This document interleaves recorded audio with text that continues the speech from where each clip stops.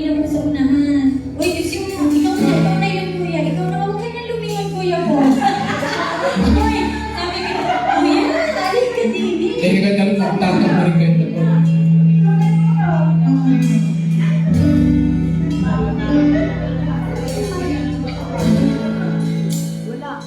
Hallelujah, Lord. Hallelujah. Hawak mo baga? Thank you, Hawak Jesus. daw, no? Thank you, Lord. Hallelujah. Baka nasa banyo.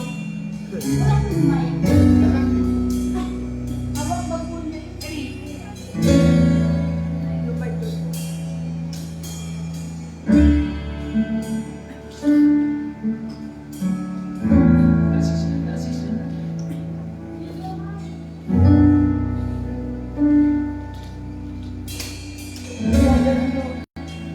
Brother Richard. Hallelujah, Lord. Yes, Lord Jesus. Tunay ko pinamay mo. Tanging bisita namin, O Diyos, hallelujah. Apart from you, we are nothing. Wala po kami. Lord, yan naghiwalay sa iyo. Samahan niyo po kami, Lord. Sa oras na ito, tanging ang mga puso namin, ang aming isip, Lord, galing po sa iyo. Masamba ka namin, Panginoon, sa Espiritu at katotohanan. Ayon sa iyo, nais mo, Lord God. Hallelujah, hallelujah, Lord. Sama-sama po kami, nagpapakumbaba. Hallelujah. Hallelujah, Lord. Yes, Lord Jesus. Yes, Lord.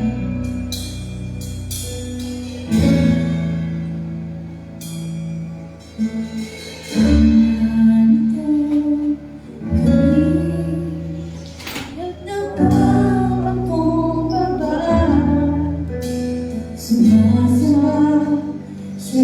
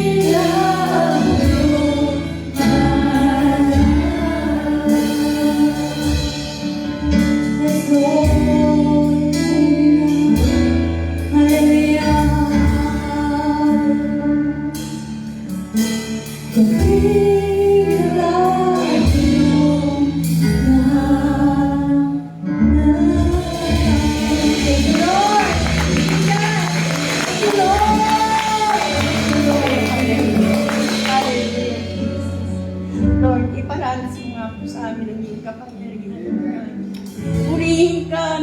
Purihin ka, Panginoon. Salamat sa araw na ito, Father God, at dinala mo muli ang aming panyabag sa aming bahay panambahan, Father God, upang ikaw ay mapasalamatan, mapapurihan sa iyong dakilang pangalan.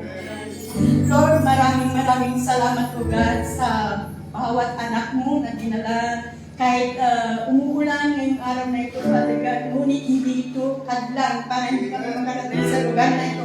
Bagkus, ito ay blessing para sa amin, Father God. Lord, maraming salamat po God. At sa oras na ito, Father God, kami po ay patuloy na lumalapit sa inyo, Father God, nagpapakumbaba. Humihingi kami ng kapatawaran mo, God. Lord, ano man ang nakikita mo sa amin, Father God, na gatulog man ito o sinlaki man ang kasalanan na aming mga nagawa, Father God, sa iyong harapan. Patawarin mo nga po kami, linisin mo kami ng banal na dugo ng Panginoong Jesucristo upang kami malayang makalapit sa iyong harapan, Father God. Lord, salamat din, Father God, sa kapatawaran na ginawan mo sa aming buhay at ganun din po, Father God, na pinapatawad din po namin ang mga tao na nakasakit sa amin, Father God. Lord, maraming salamat po. At ganun din po, Father God, sa araw na ito, sa oras na ito, Father God.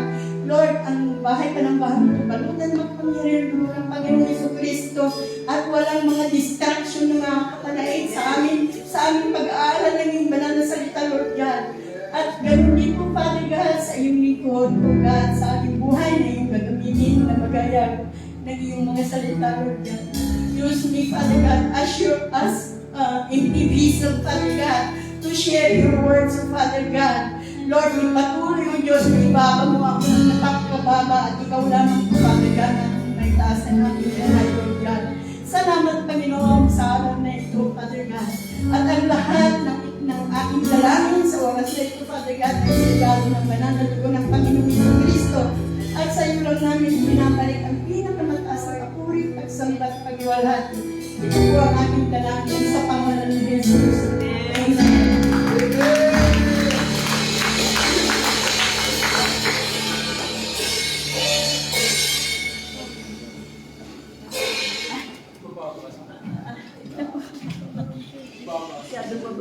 Masyadong mabasa. Maria, nasa na lang natin, no? Ay, hindi pala talaga itataas mo na. Ate.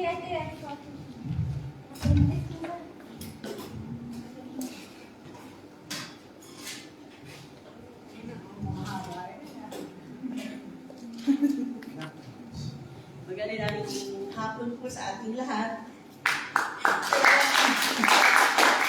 Salamat sa Diyos dahil binigyan niya ako ng assignment. Amen. Kaya lang, si Red, kailan ba? January pa lang noon na binigyan niya ako ng assignment. Sabi ko, sabi naman niya rin, di ba matagal pa naman? Pero ako, siyempre, relax ako noon kasi sabi nga, matagal pa naman. Nung dumating yung time na, ayun na sabi ko, malapit na. Sabi ko gano'n, ngayon, ayan, patuloy na ako nagbabasa, tapos laging nagtitikno, daming mga binibigay talaga na revelation ng Lord sa akin. Ngayon sabi ko gano'n, sige, take note lang ako ng take note kung ano yung mga nababasa ko. Alapin yung unang binigay sa akin ng Lord, yun din ang nasunod. Pinag-try ko kagabi, hindi ako makatulog. Talaga, grabe yung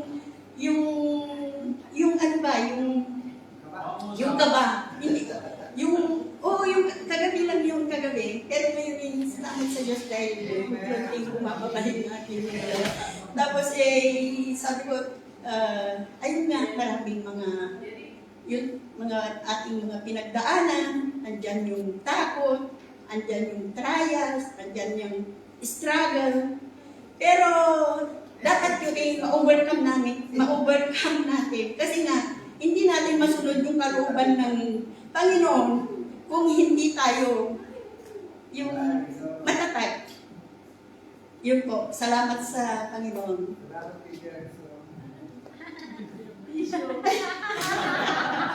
Akala ko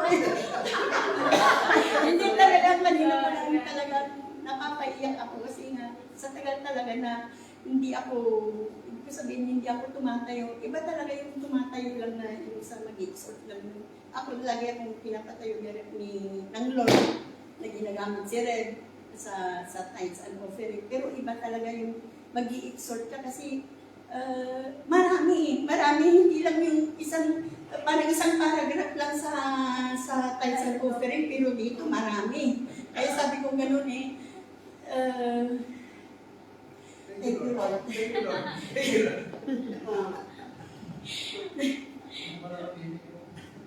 Ayun, may binigay sa akin ng Lord na sa teksto, yung sa Philippians 3:13-14. Ang sabi dito, basahin ko na lang sa English kasi alam ko naman na ako kasi sa Tagalog, maraming palatastas.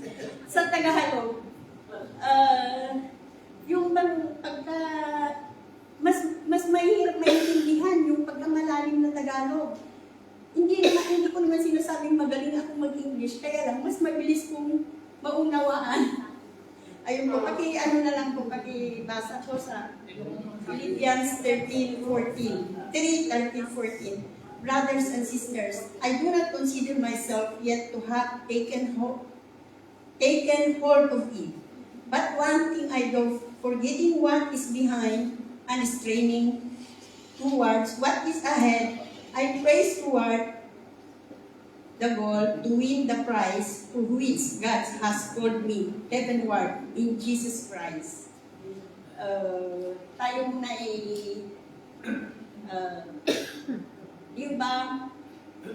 Tayo po nung nasa pa lang tayo ng yung walls ng ating nanay, ng ating magulang, ng ating nanay nga. Di ba, mayroon nang inilaan ng Diyos sa atin. Yung habang tayong yung pinuform sa wombs ng ating nanay at dinidesign, mayroon nang inilalaan na habang tayo dinidesign, may inilalaan siya na para sa atin. At hindi pare-parehas ang pag-design sa atin, pero bawat isa, binigyan niya tayo ng yung gift, kumbaga, yun. Patalastas muna. Sino po? Ito kasi naging yung tanong. Sino po sa atin na yung nasa nasa sinapupunan pa lang tayo ng ating nanay binigyan na tayo, may inilaan na yung gift nga sa atin. Siguro alam din natin kung ano yung gift na binigay sa atin ng Lord, di ba? Ako po, nung nag-aaral pa lang ako, kasi pasimula pa lang tayo mag-aral, di ba? Grade 1, mag-umpisa tayo ng grade 1 o kaya kinder, di ba? Nagkakaroon na tayo ng skills, kaya talents, di ba? Kaya ngayon, ako, siyempre yung mga teacher, siyempre pagbata pa, doon niya nadidiscover kung ano yung talent mo, yung skills mo. Ngayon ako, from elementary ako ay, ang naging talent ko, ako po ay, yung athletic runner. Natakbo, elementary ako, natakbo ako yung track and field, kumbaga, track and field. Tapos meron din akong dalawa yung skills ko sa flower arrangement. Lagi din akong pinapadala sa mga iba-ibang. Hindi naman ako matali. Sabi ko hindi naman ako yung talagang super talino sa school. Kaya lang, ayun nga, track and field at saka yung flower arrangement. Kaya lang, ngayon kasi hindi ko na nagagamit ngayon yung skills na binigay sa akin ng Lord. Sabi ko, Lord, dahil siyempre, tayo naman nasa loob pa lang ng sinapupunan pa lang tayo ng ating inayin, talagang may inilaan na para sa atin. Ngayon po, mayroon po akong bali apat na key points dito sa Philippians 3:14 to ay 13 to 14. Tatlo lang bali ito, kaya lang yung pang-apat, yun na yung yun yung bali aking, ano ba tawag nito? Bakit ngayon nakalimutan ko na? Napilis. Hindi po testimony. Yun po yung aking title. Oo, title. Ang sabi po dito, yung, di ba, nandito po nakalagay po dito na forgetting what is behind. Forgetting what is behind, ibig sabihin, forgetting what is past. Forget the past. Alam ko na, ito po ay galing po kay Apostol Paul. Sabi niya, letting go the past, failures, achievements, and mistakes to focus entirely on his spiritual journey. Ibig sabihin, siyempre tayo, hindi naman tayo kasi mga perfecto. Nagkakaroon din tayo ng mga, siyempre, alam niyo na po, minsan ako sa sarili ko, di naririnig naman yung boses ko, bro. Minsan nagkakaroon din ako ng mga, alam niyo na, yung mga mistakes, yung mga pagkukulang sa buhay. Pero sabi niya, wag daw natin tignan yun. Kailangan left behind. Pag tayo ay may calling sa Panginoon, kailangan diretso tayo. Wag na natin tignan kung ano yung ating mga nakaraan. Siyempre, hindi naman tayo kasi dahil nandito pa lang tayo dito nga po sa lupa, nagkakaroon tayo. Walang perfecto dahil iisa lang naman talaga ang perfecto, kundi si Lord lang. Yung ba? Tapos yung pangalawa, yung straining forward towards. Ibig sabihin dito yung mag-move forward tayo na kahit na mayroon tayong mga struggles, mga trials sa buhay, kailangan mag-forward tayo. Tulad ng yung in-example ko kanina, yung athletic runner. Di ba, pag tumatakbo, talagang pinipilit niyang makarating hanggang marating yung finish line.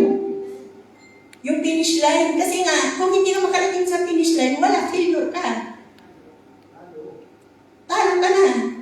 Ako noon, hindi naman ako nananalo. Hindi ako nananalo talaga. Alam mo, sa totoo lang, pag nakita ko, GIL na siya ngayon. Pag nakita ka na yun, sabi ko, yan yung kalaban ko kasi siya yung laging first prize. Sabi ko, hoy sis, sabi ko, ganun, di mo ba naalala? Sabi ko, tayo yung laging pagkalaban noon sa ganun ba sis? Ayun po, yung straining forward, yun po yung nakalagay dito sa sa ating text na yung straining forward, yun po yung move forward. Tapos ang pangatlo, yung the prize. Sabi nga dito, the ultimate prize is no other than Jesus. The ultimate prize nga, siyempre si Jesus, dahil siyempre siya yung talagang the higher, siya yung talagang pinakamataas sa lahat. Si Panginoong Jesus lang, di ba? Tulad nga yung sabi ko nga, siguro, ito nga yung pagkatawag sa akin, hindi ko naman sinasabi na ako ay lahat tayo may calling, kumbaga. Siguro hindi tayo pare-parehas. Katulad ko, yung calling ko talaga ay sabi ko na lang na missionary. Kasi kahit pag umuwi ako ng Pilipinas, lalo na pag ako lang mag-isa, hindi ako natigil talaga na hindi ako nasama sa mga pinupuntahan ng ating mga kapatiran doon sa Pilipinas. Yung gusto ko ba yung namimit ko yung mga iba-ibang mga kapatiran. Tapos iniisip ko kung sino kaya yung gusto kong puntahan doon na madala ko sa paanan ng Panginoon. Yun ang aking pero alam niyo po na sabi ko siguro ang madalas na binibigay sa akin ng Lord yung may mga sakit. Kasi nung bago pa lang, kung naalala niyo nung nandun pa lang tayo sa Espinacy, yung unang binigay sa akin, bago pa lang ako na naging Christian, ang binigay sa akin na yung mga family ni Sister Juliet.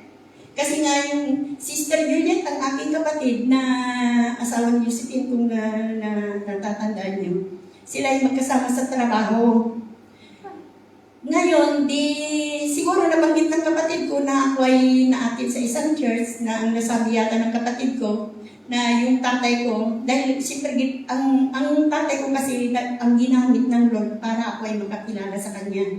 Yung tatay ko na taga niyang pabalik-balik sa ospital, pagkatapos nung, ayun nga, nakakilala na ako sa Kanya, yun, siguro yun na nga talaga yung gift na binigay sa akin dahil doon sa sila Sister Juliet, yung mga pamilya niya. Alam niyo, sa totoo lang, nung bago lang ako kila Sister Juliet na pumunta doon sa bahay ng kanyang pamilya, mga kapatid. Alam niyo, nakakatakot talagang ang dilim yung bahay. Tapos hindi pa sila nakakilala noon. Talagang wala pa silang Tapos meron siyang bayaw na para bang ang tingin niya sa akin yung kakainin niya ako. Talagang sabi niya, bakit bakit daw ang sadya ko doon? Sabi ko, ako noon kasi meron din ako mga tinda-tinda noon na kahit dyan. Sabi ko, hindi, magtitinda lang ako ng mga bag. Sabi ko, gano'n. Sabi niya. Tapos pero ang dahilan na pumunta ako doon, dahil nabanggit nga na ang kapatid ko gumaling daw dahil sa akin. Siyempre yung kapatid ko, hindi niya alam yun dahil hindi pa naman siya nakakilala sa Panginoon. Di ngayon, sabi ko, ano ba naman itong napasag ko, nakakatakot. Sabi ko gano'n, para bang, alam niyo yung talagang parang hindi ka na makalabas. Baka ikukulong na ako dito at papatayin ako dito. Sabi ko, bago pa naman akong Christian noon. Siyempre wala ka, pag pumunta tayo sa isang bahay, di ba kailangan mag-pray ka muna. Ay hindi, aakyat na lang ako doon na, sabi ko, bakit kaya itong bahay na hindi madilim? Tapos yun, ang sumunod naman nung, puro mga may sakit yung binibigay sa akin ng Lord na ayun po, yung ating dating pastor doon sa kabila, pag may sinabi ako, Pastor, pwede pa natin puntahan si ganito, ganyan. O sige. Tapos mamaya-maya nandun na sa baba ng bahay namin, pupuntahan namin yung may sakit. Tapos mayroon din tayong isang kapatid na kasama pa natin dito noon na sabi niya, lagi niya ako, kasi ako yung parang sabi niya, ako daw yung kanyang aspiring partner. Tapos sabi niya sa akin, sis, mag-mission tayo. Sabi ko, saan? Sabi ko, bahala ka kung saan yung Di siyempre ako naman, nag-iisip na ako kung saan yung mga kakilala ko. Pero sabi niya, gusto daw niya, outside, Milan. Sabi ko, sige, sa Torino. Kahit na pupunta kami doon na hindi ko pa nasawa yung mga kilala ko, pupunta kami. Tapos doon na sa Torino, binibigay na ng Lord kung sino yung tao na tatawagan ko. Nagkataon na yung tao na tinawagan ko, may sakit. Yun yung matagal ko nang kakilala. Na-stroke pala yun. Sabi ko, sis, sabi ko gano'n, doon tayo pupunta sa hindi sa Torino, sa Alba. Alba, parte yun ng Piemonte. O sabi niya, paano pumunta? Basta bahala na. Basta pagdating natin doon sa Torino, magtatanong tayo kung sinong maghahatid sa atin doon o kaya Di ngayon po, pagdating namin doon sa bahay, kasi maliit pa lang si Nicole kasi alam niyo pag nag-mission ako noon nag-mission kami. Si Nicole maliit pa lang, lagi kong kasama. Siya naman yung binabalikan ng kaaway na pag umuwi na kami, nagsusuka, nasakitan siya, nakahiga doon sa Pagdating namin doon, yung pinuntahan namin doon sa Alba, nandun pa lang ako sa pintuan, bumagsak na ako. Yung kapatid natin, na kasama ko, tapos sabi ko, sis, pumunta ka, sama mo ako sa banyo. Tapos doon, ayun na, doon ko na nararamdaman na, sabi niya, ang sakit yung hindi ko pa nakikita yung tao, hindi ko pa alam kung ano yung sakit niya. Ang sakit niya ay dito sa tagiliran. Pagdating ko doon, sabi ko gano'n kuya, sabi ko, anong nangyari sa'yo? Yung kwento niya. Sabi ko, nasaan bang masakit mo dito? Sabi ko gano'n. Oo, sabi niya, bakit alam mo? Wala, kuya, kasi siyempre, baka sasabihin na kanya, ayaw ko naman sabihin niyang manghuhula ako. Tapos sabi ko, sabi ko gano'n, dito yung naramdaman ko. Paano mo naramdaman? Ay wala, sabi ko, basta naramdaman ko lang Yun. Ayun na, hanggat tinawagan ko ulit yung ating pastor noon. Sabi ko, Reb, pwede ba tayong pumunta sa Albak? Aba, malayo yun. Sabi ko, kasi yun ang binigay sa akin talaga ng Lord na pupuntahan natin. Di yun. Pagkatapos nun, ano ba? Marami ako. Puro mga may sakit, andyan pa naalala ko si Brother Eric, na kahit nawawala na kami noon, sige pa rin. Sabi ko gano'n, sis, pwede bang biruin mo, binigay ang San Paulo, yung pala nasa San Carlos sila. Tapos isang oras na lang, wala na, dahil ang visiting hours is 7 o'clock. Tapos sis, sabi ni Sister Tess, pag tinawagan ko, sabi niya, sis, nasaan ka? Sabi ko, baka hindi naman San Carlo yung, sis, hindi, San Paulo kami. Naku po, sabi ko, alas 6 na. Yung kasama ko pa, si Ninang, wala na ganun. Sabi ko, Ninang, kaya niya yan, isang oras na lang makarating tayo doon sa San Carlo.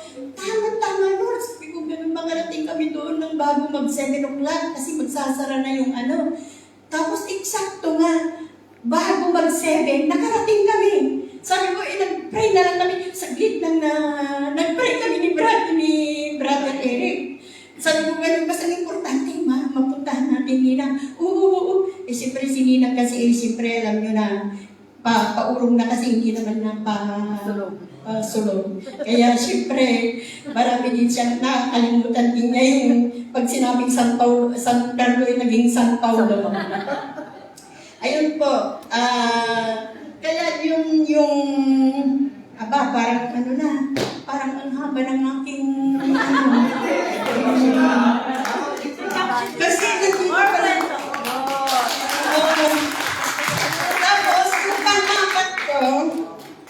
yung pang-apat ko, nasabi ko na ba yung the price?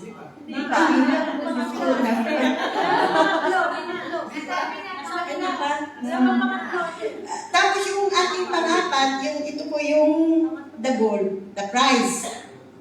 Sabi nga, the ultimate prize is no other than Jesus. Yan yung ating goal, yan yung ating siya yung ating premium. Pag narating natin yung finish line, alam na natin kung ano yung ating prize. It is Jesus, yun lang. Ito naman yung aking pang-apat. Pero itong aking pang-apat, ito na yung aking title. Praising on, sabi niya. Sa akin naman, ang tawag ko dito, moving forward to your God's calling. Ito na yung title ko. Dahil siyempre, sabi nga, praising on. Sabi ko naman, moving forward on your calling. Ito yung matagal na binibigay sa akin ng Lord kasi nga talaga nagkaroon ako ng stagnant sa pananampalataya. Dahil alam niyo, napapayak talaga ako kasi bago pa lang ako noon na binigyan ng Lord ng calling. Ito yung pinakamahirap siguro. Alam niyo na po yung missionary na sinasabi ko na kung saan ako pinapadala ng Lord. Kahit na may mga naririnig ako mga masasakit na mga salita, pero patuloy pa rin ako na lumalakad. Isa rin ang aking umuwi ako sa Pilipinas, ang aking ina, marami na akong example, pasensya na po. Ang aking ina na sabi niya, siya yung number 1 talaga na naysayers ko. Naysayers ko baga yung nagkri-criticize lagi sa akin. Yun, yung nanay ko. Siya yung unang-unang naysayers ko.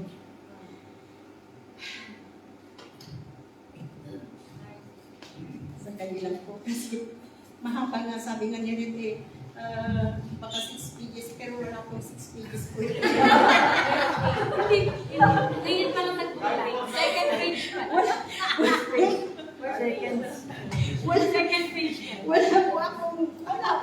Wala pong 6 pages. Nasa first pages pa.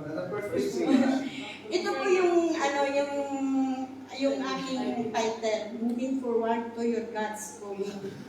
Ang sabi po dito sa English is moving forward to your calling is a journey of active faith, requiring surrender, obedience, and trust in His guidance over your own understanding. Ito po yung dapat lahat, pag mayroon tayong mga ganitong pagkatawag ng Panginoon, kailangan i-surrender natin lahat. Yung ating mga, yung mga alalahanin, andyan yung takot. Pero kailangan, sabi ko nga, dapat ma-overcome natin yun dahil hindi natin masunod ang kalooban ng Diyos kung nandoon yung ating mga balakid o alalahanin sa buhay. Di ba?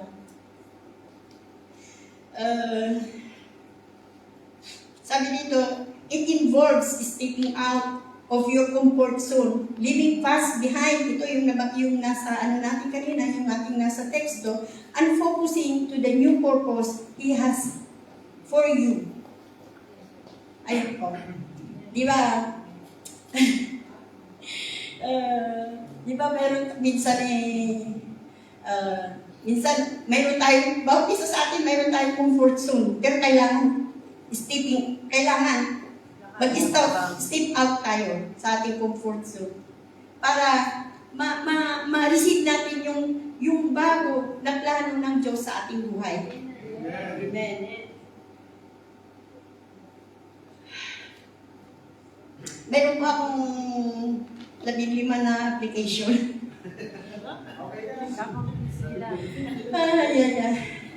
Let go and surrender. Let go, sabi nga, release the past.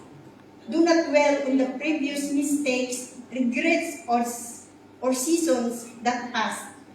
Sabi nga, wag na nating balikan yung mga nakaraan. Kasi nga, sabi nga sa Isaiah 43:18-19, forgetting the former things, to make way the new things that God is doing, what God is doing. Hindi nga tayo, lalo na pagka mayroon tayo. Kasi siyempre hindi natin maiwasan na mayroon tayong nasasaktan, nagkakaroon tayo ng mistakes. Pero andun yung magpapatawad. Kasi kung hindi tayo magpatawad, hindi tayo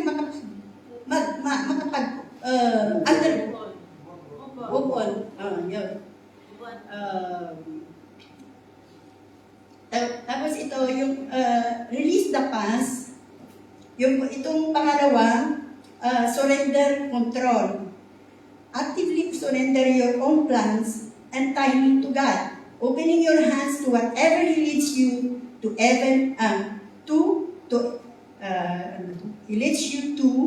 even it seems challenging or different from your expectations.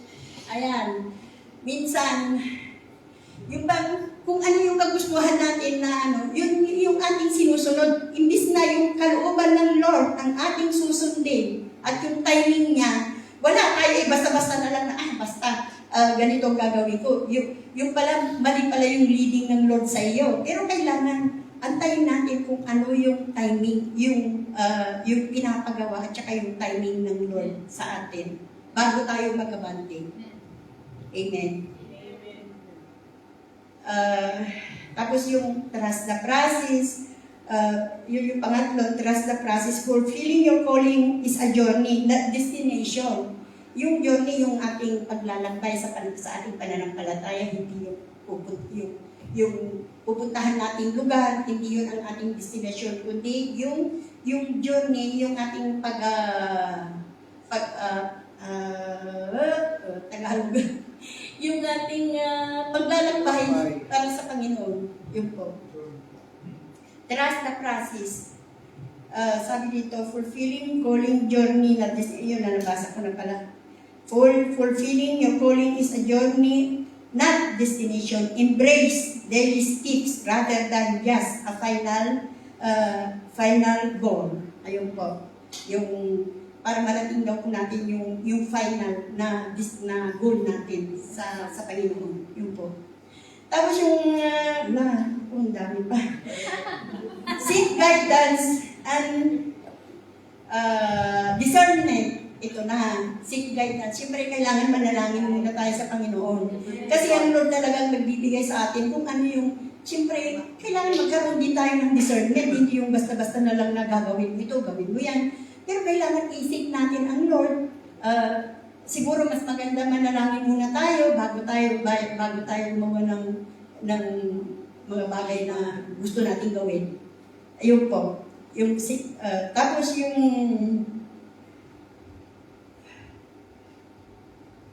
seek guidance and discernment. Ito na sinabi ko na. Parang nakalimutan ko. Pasensya na po kayo. Siguro sa tagal lang hindi ako tumayo. Kaya naku, marami pa.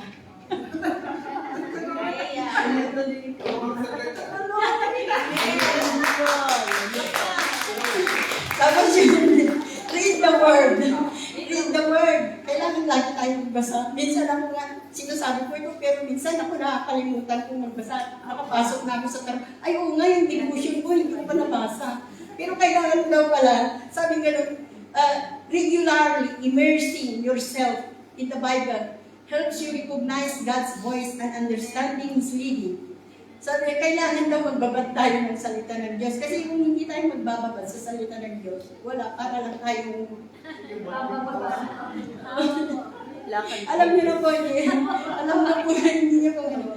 Tapos, ito po yung isa pa, listen to wise. Listen to wise counsel. Ito po ay yung, katulad yan sila, yung ating mga kasamahan sa church, yung mga leaders, yung mga pastors na pwede bago tayo gumawa ng isang bagay na magpa-cancel, humingi muna tayo ng cancel sa ating mga pinakamataas. Ganyan dahil sila yung katulong ng Diyos na nagbibigay sa atin ng kung ano yung dapat natin gawin. Yun po. Tapos yung pangatlo, ito na yung pangatlo ko sa application. Take action. Take action. Take action, even the small steps. Mag-upisa muna tayo sa di ba? Huwag yung basta-basta gagawin mo yung na walang sabi nga walang leading ng Lord, walang discernment. Kailangan muna ihingi muna natin sa Lord kung ano po yung dapat nating kahit na maliit na bagay, pero lahat hinihingi lahat sa Panginoon. Yun po yung aking hindi ko na yung mga iba dahil masyadong mahaba na yata. Tapos, oo, kasi mahaba eh. Sabi ni Rim, talagang nakuha niyo rin na bakit yan. Tapusin ko ay mahaba. Tapos ito, sabi niya, you take action. Sabi niya, do the next thing. Do not paralyze by fear. Above your steps, immediately in front of you.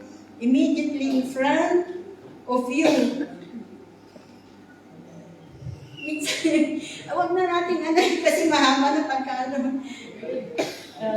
tapos ang sumunod yung be faithful in the small things. Ayun yung pinag-usapan natin yung small things na kahit na maliit na bagay, kailangan maging faithful po tayo. Hindi ko na dadagdagan kasi lalong haba. Tapos ang sumunod dito sa yung sa take action, step out on faith, overcome fear and insecurity by relying promise that God will be with you wherever you go, just as He was with kay Joshua naman ito. Kung ating mabasa sa Joshua,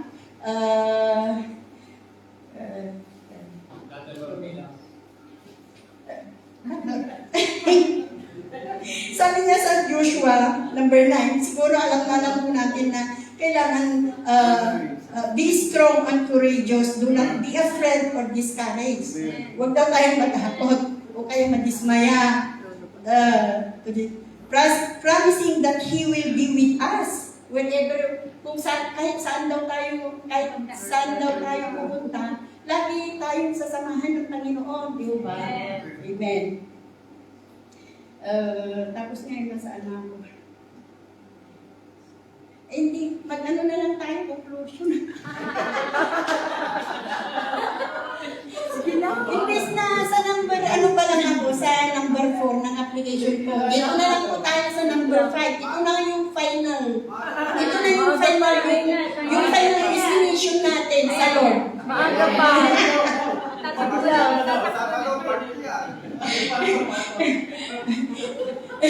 Sabi nga dito align with your purpose. Alam natin, kailangan tayo ay naka-anchor tayo kung saan tayo ginagamit ng Lord dito. Ayun, yan po.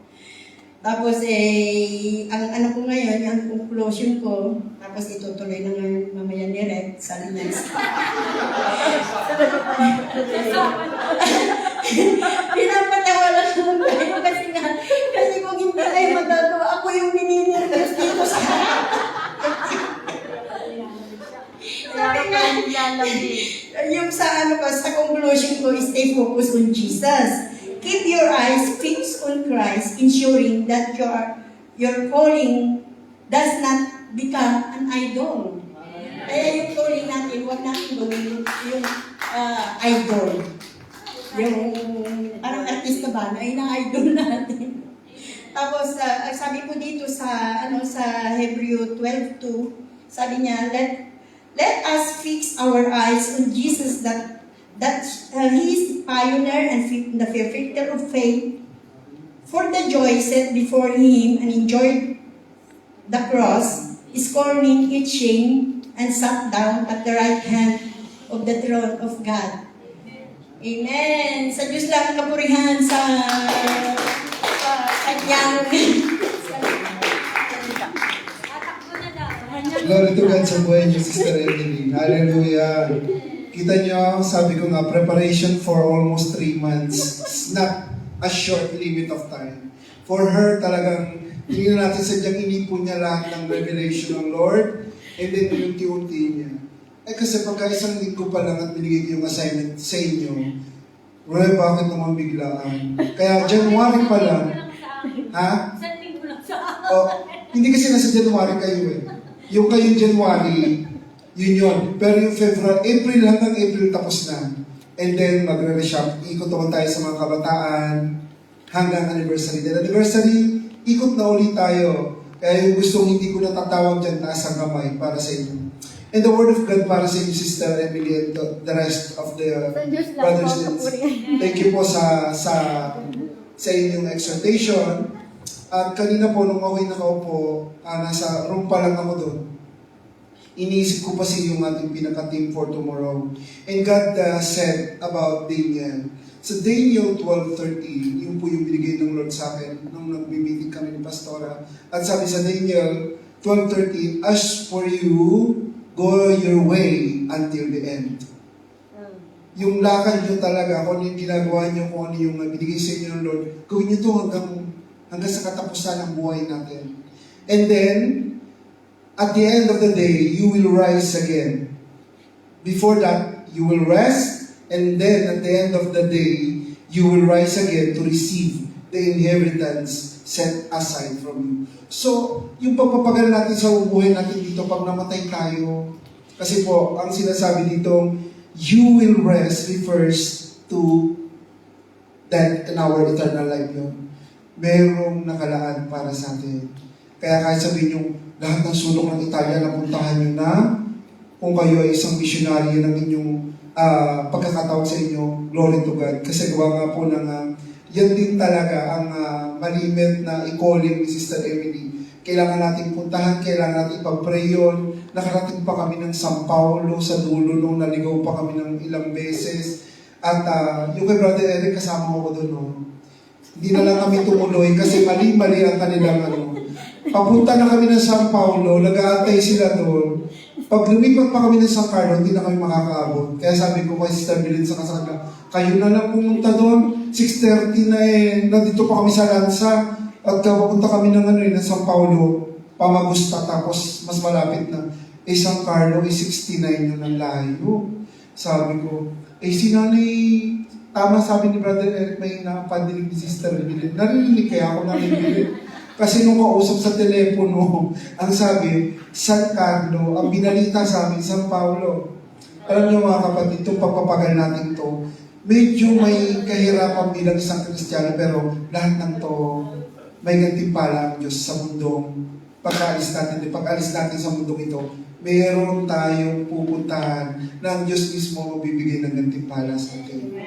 At yung magbibigay sa atin ng ating lugar kung saan tayo maaaring makapamahinga, andun ang saya, wala nang mararamdaman pa sa puso natin kundi mag-worship kay God. At makikita natin yung lugar kundi lahat na makikita nyo masasaya. At pare-pareho ang edad natin, no, pagdating natin doon. Kung kumbaga si Nanay Bilin na 70 plus, pagdating niya doon at makikita natin, nasa edad na 30 po siya. Babalik po lahat tayo sa 30. Kumbaga, yung mga sumobra, no? Kumbaga, yung mga bata naman, mga bata pa rin sila, di bata pa po sila. Kasi, yung i-enjoy natin yung buhay natin, on that age na andun yung galak at saya. Na lahat tayo magkakasama-sama, magkikita-kita tayo. Kaya lang, hindi ganun po yung pinaka-point na nasa dulo nito. Na hindi mo marireach yung dulo nito, not unless na hindi talaga tayo magpapagal. Yung po pinakamahirap na challenge sa atin bilang isang Kristiyano. Kasi nga, araw-araw ng buhay nga natin, pag-ising natin sa umaga, yung sarili lang natin, ihirapin pa tayo di po ba? Yung challenge sa atin ng Lord para tayo maging consistent sa gustong ipagawa ng Lord. Reading the Bible, pray every morning, pray without ceasing, dire-diretso po talaga yan. Ito po yung mga bagay na po pwede nating, kung talaga tayo mahilig kumain ng mga sweets, merienda, ganyan, gawin natin parang merienda natin at saka yung ating mga chicherya, ang pananangin. Every time that we have minute or bakanting oras, vacant time, pray tayo ng pray. Alam niyo po yun. Wala kang gagawin kundi bigkasin ng Lord. Lord, thank you po, Lord. Kung di mo kaya mag-pray na talagang gagayahin mo yung mag-pray ng 3 oras na ganyan, mahirap po talaga yun. But every time that pumapasok sa isip nyo ang Lord, salamat po, Lord. Salamat po, Lord. Yung adoration is very important sa God. Kasi yun, kinikilala mo siya, itinataas mo siya, at alam mo kung sino siya. Kasi without God talaga, we are nothing. Lahat po tayo tumayo, tayo mag-pray. Pwede po natin buksan yung ating kanta po tayo doon sa doon. John, yan, okay. Hallelujah. Let us give the best clap offering of the Lord, right now, for the Lord. Hallelujah. Pinupuri ka namin, Panginoon, pinataas namin ang iyong pangalan. Kayo ang Diyos namin noon, ngayon at magpakailanman. Ang Diyos na siya lang naming malalapitan. Siyang nakakaunawa ng aming sitwasyon, nakakakita ng aming puso. Alaman naman ang aming puso at isipan. Alaman ang aming kahinaan. Alaman ang aming pagkukulang. Alamin din po, O Lord God, ang sitwasyon namin sa buhay.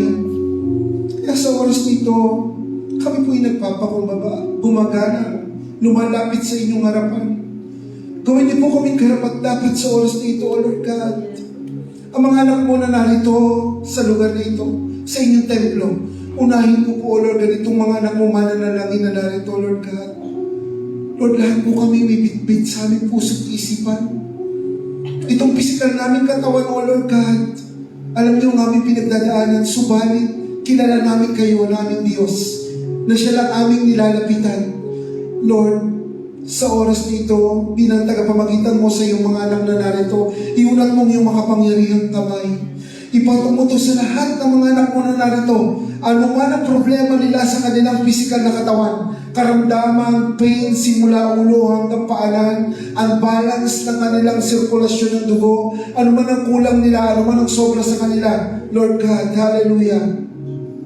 We need the blood of Jesus. The blood of Jesus right now na magpamanifest sa aming buong katawan is enough, O Lord God.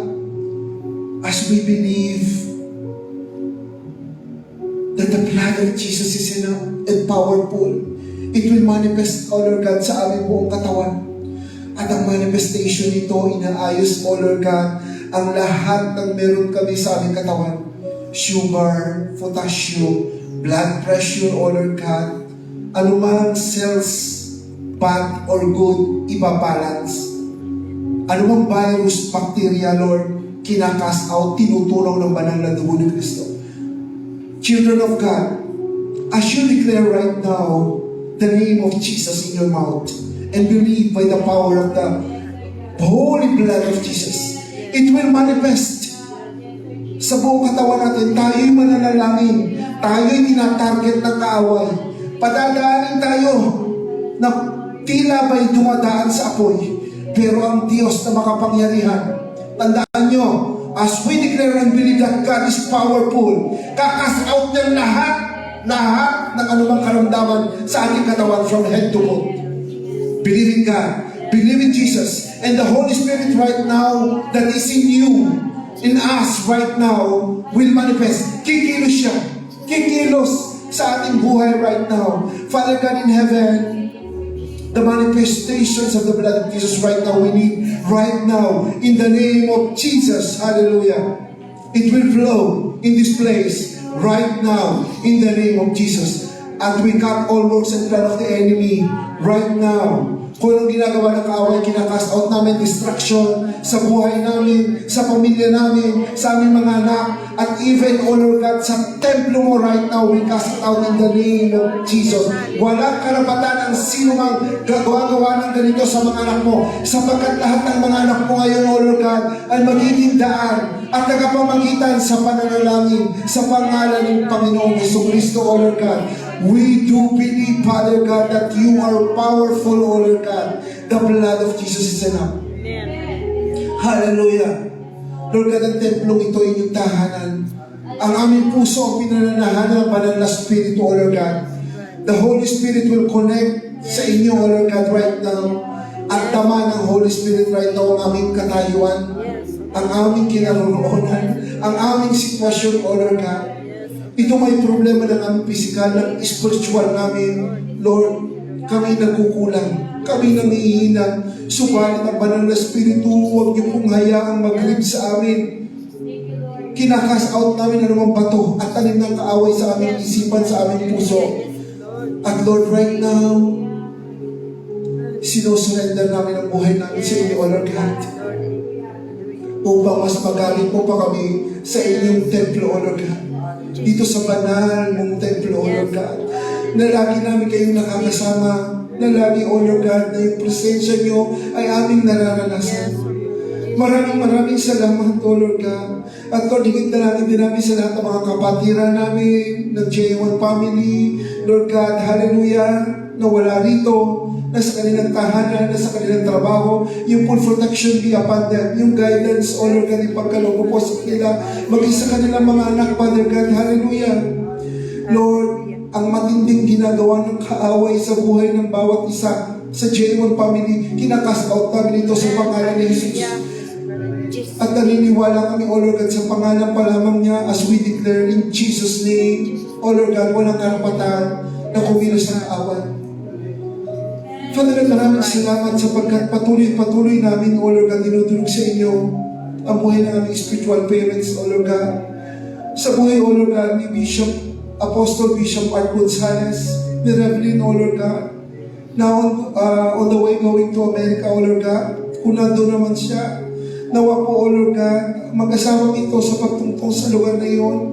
Gamitin mo man nilang mga buhay, Father God, mas marami pang makakilala, mas marami pa, O Lord God, makakay na kaluluwa, mas marami gumaling, mas marami, O Lord God, hallelujah, malapatan ng kanilang mga kamay ay ma-delivered, O Lord God, in the name of Jesus, hallelujah.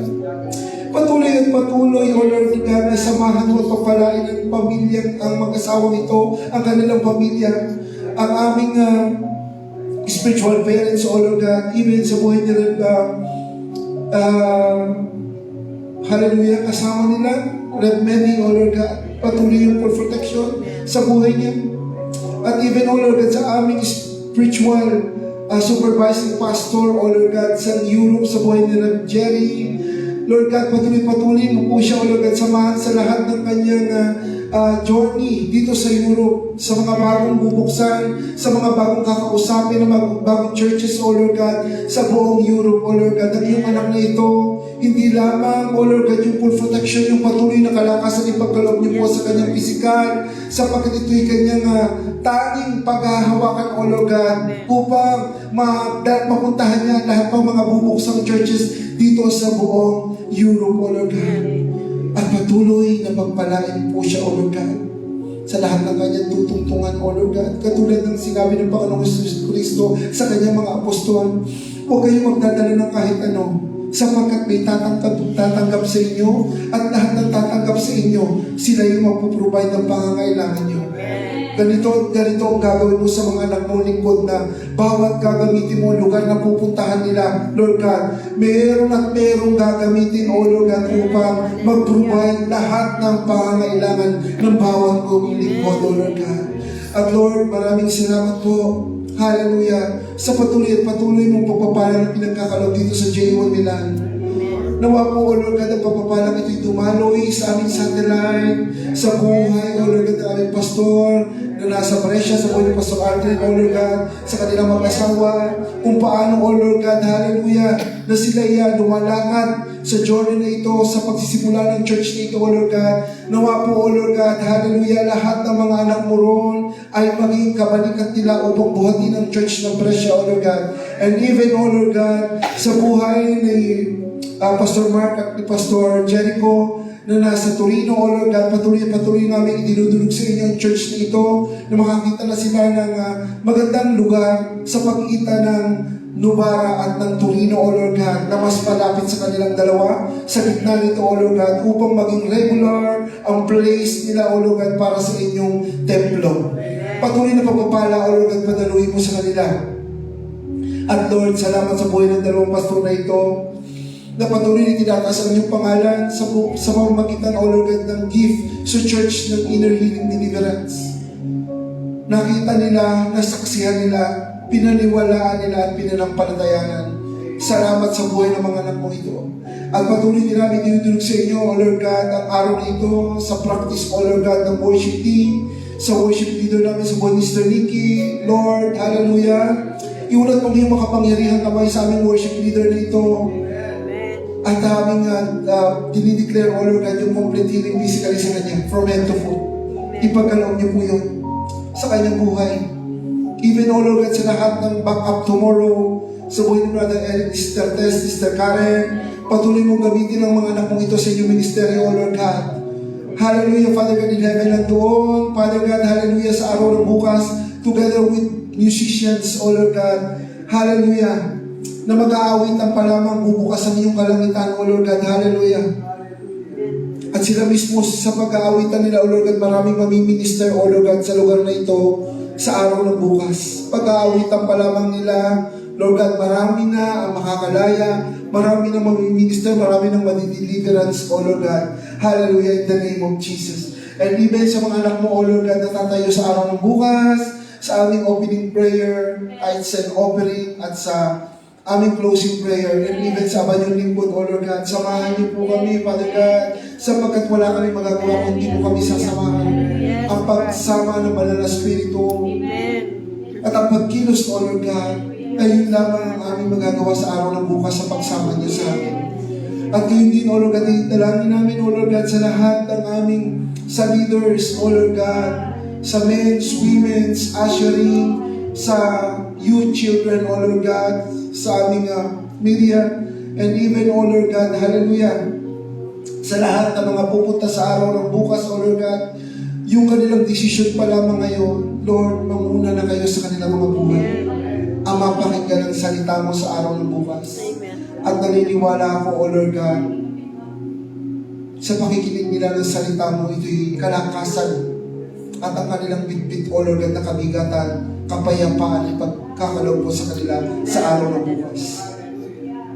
Patuloy din, O Lord God, namin dinudulog sa oras na ito, Father God in heaven, yung preparation namin for our Thanksgiving anniversary, O Lord God, sa June 7. And even, O Lord God, hallelujah, sa mga practice namin and tomorrow's meeting namin ng music before praise and worship 10 o'clock at yung after ng service.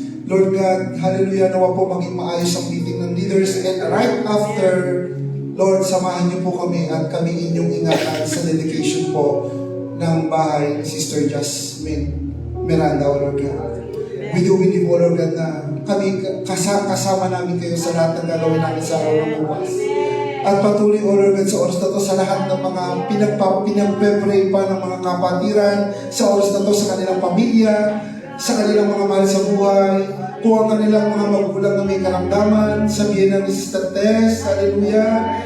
Lord, hallelujah, alam mo ang laman ng puso ng at isipan ni Brother Eric sa oras na ito, ang kanyang panalangin at desire para sa kanyang magulang. Lord God, hallelujah, kapalayamin niyo po sa oras na ito at strengthen your arms upon sa buhay ng nanay ni Brother Eric.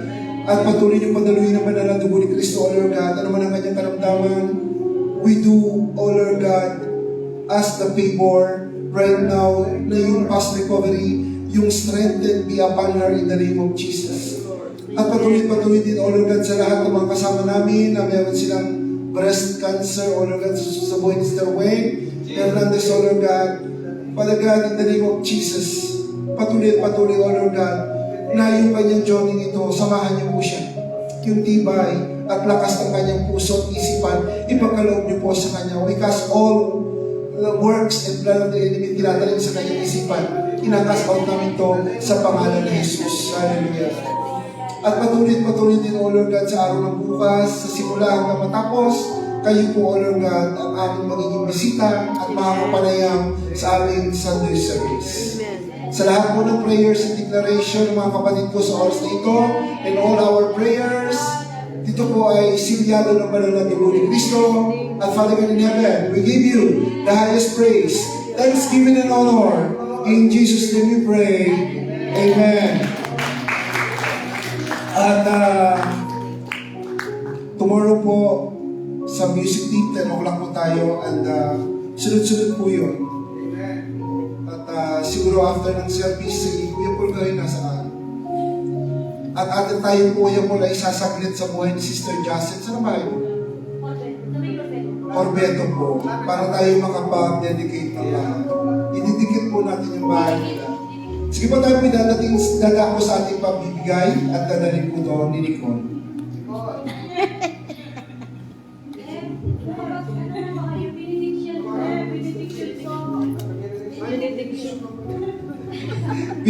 Wala pa kasi wala pa. Taas po natin ang dalawang kamay.